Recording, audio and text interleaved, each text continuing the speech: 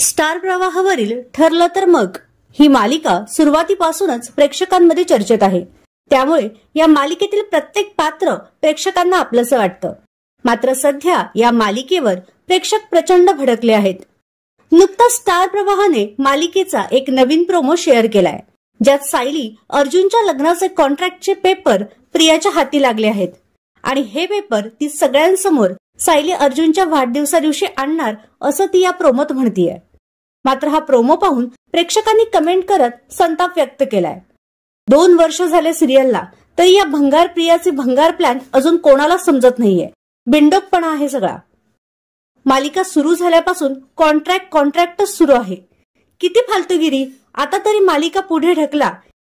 ही मालिका चांगली बघत होतो तर हिची पण वाट लावली.